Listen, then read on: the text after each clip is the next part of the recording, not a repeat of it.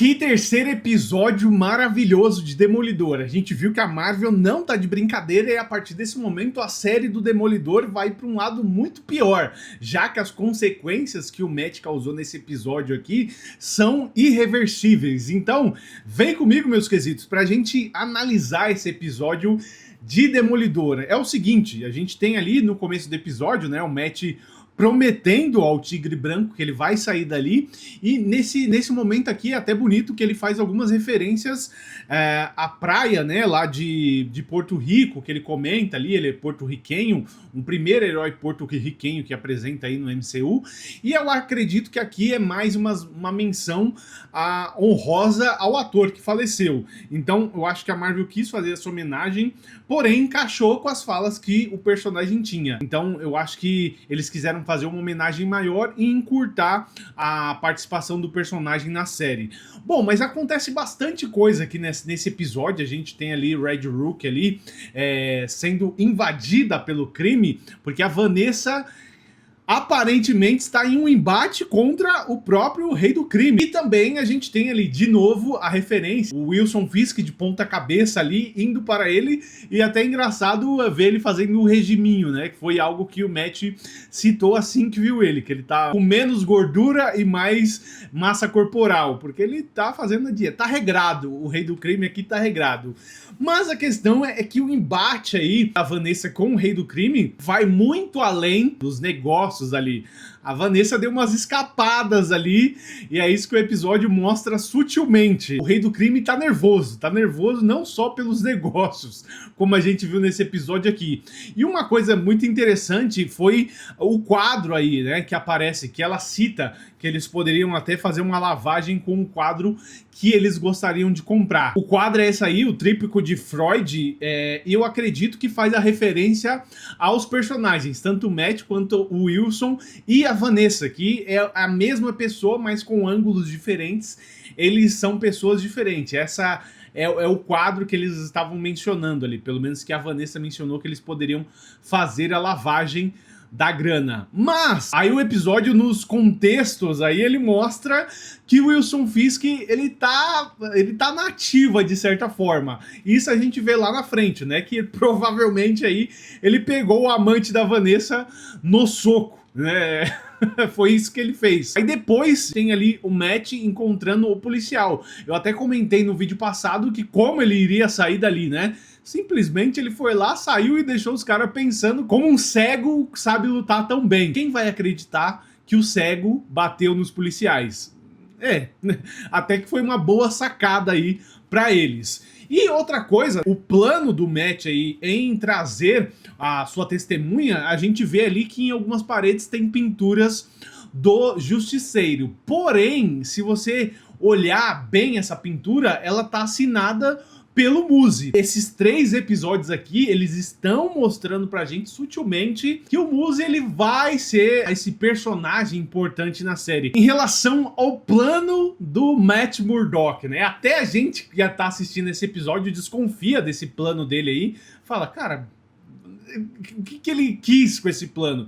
E depois a gente vê que tem sentido. E é bem interessante a gente vendo ele realmente trabalhar os poderes, todo o lado jurídico dele, mas também ele pensando em tudo, ele pensando como a testemunha dele ia chegar até o tribunal, só que ele não contava que a testemunha dele iria traí-lo, justamente porque ele estava na frente de todos os policiais. Mas em contraponto a isso a gente tem o subtexto aí rolando, a Vanessa mandando o capanga do Rei do Crime ir lá conversar com eles, convencer que tem que ter uma apaziguação no crime em Nova York, coisa que a gente viu aí que o Rei do Crime não quer que aconteça. O Rei do Crime ele quer primeiro dar um boom de violência para depois ele falar realmente que ele salvou a cidade. E nesse diálogo que acontece dentro do escritório da terapeuta, que é namorada do Matt, a gente tem lá o motivo da mão do Wilson Fisk que tá machucada, que é simplesmente ele deve ter socado o amante dela, e ela comenta sobre isso, né?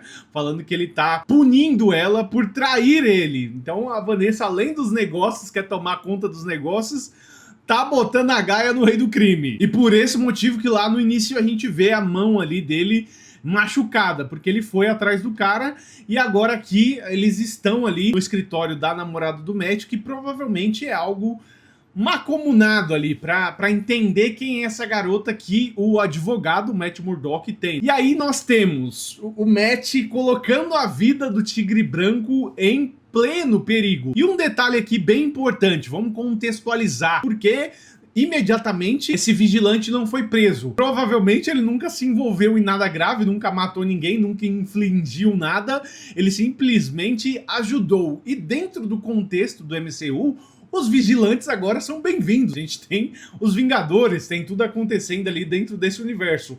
Só que ele não tem nada que faça ele ser preso como vigilante.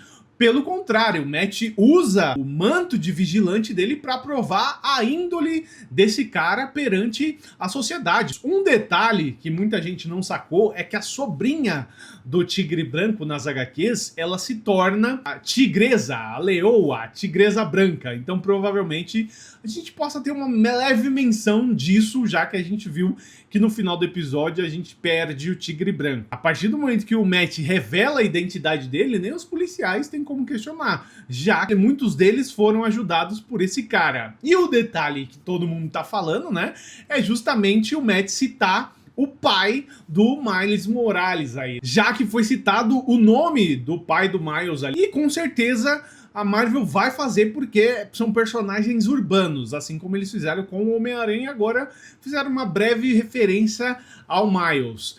Mas eu acredito que seja muito difícil eles aparecerem.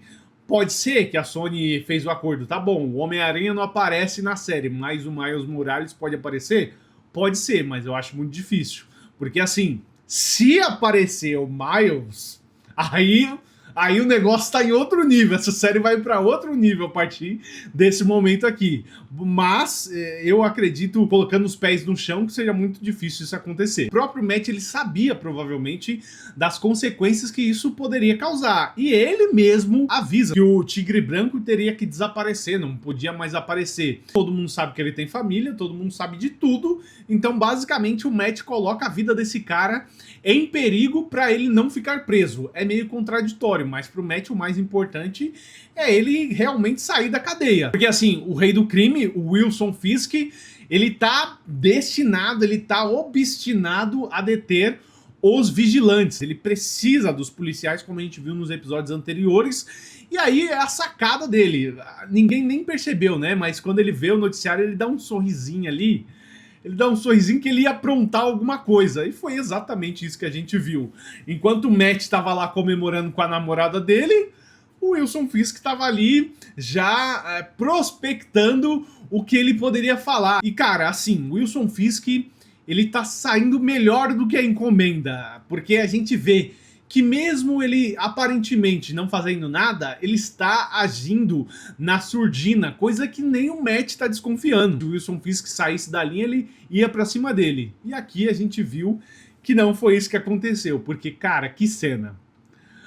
O Tigre Branco se preparando aí, o Matt avisou ele que não era mais para ele estar ali, colocou o colar dele. Importante eu frisar que os poderes que o colar dele dá a ele ampliam a força de humano, é basicamente o que o soro dá ali para o Steve, né? Ou o Sam Wilson não tem soro.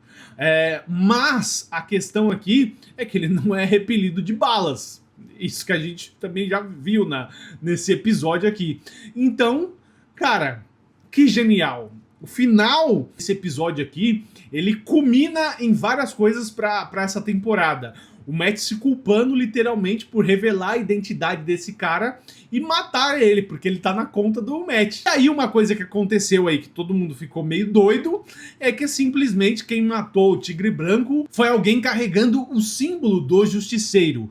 E já aviso aqui pra vocês que esse não é o Justiceiro, esse não é Frank Castle. Como eu havia falado em outros vídeos aqui, é os policiais, né? Os policiais corruptos ali, acabando com a criminalidade da forma que eles acham correto, e eles realmente agora estão portando aí o símbolo do Justiceiro. Vai aparecer para acabar com essa farra aqui. Eu acredito que seja isso, né? A gente viu que os policiais têm tatuagem, agora carregam um símbolo, cada vez pior aí a onda de crime dos policiais. Porque, cara, literalmente eles mataram alguém que era um vigilante que ajudava a sociedade. Não tem desculpa, os caras estão errados.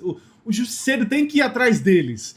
Porque a gente viu lá no comecinho, lá, triste, o Matt falando pra ele, né, que ele ia voltar pra casa, e foi justamente isso que aconteceu. O Hector aí voltou para casa, tanto o personagem quanto o ator. E no final, até os créditos, se a gente analisar, tem o som ali dos sapos, o barulho do mar, a Marvel fazendo essa homenagem sutil aí ao ator que faleceu e também ao personagem que foi de base. Que episódio foi esse aqui? Eu acho que foi um dos melhores episódios da série. Os três são perfeitos, mas esse aqui, ele mostra um outro lado do Matt que a gente não tinha visto até o momento, mas também a gente tem outra vertente. O que ele faz como advogado impacta na vida das pessoas, tanto de uma forma ruim como de uma forma boa. Bom, deixa aí nos comentários o que você achou sobre esse episódio, porque assim, eu achei incrível. E eu tô devendo pra vocês um vídeo aqui de referências. Vou trazer um vídeo de referência e aproveitar, fazer aí um vídeo da abertura dessa temporada, que também tem alguns segredos. Então já aproveita aí, se inscreve no canal, ativa as notificações pra assim que sair vídeo novo aqui, a gente vir conversar, tá? E é claro, meus quesitos, que eu espero vocês em um próximo vídeo, viu? Fui!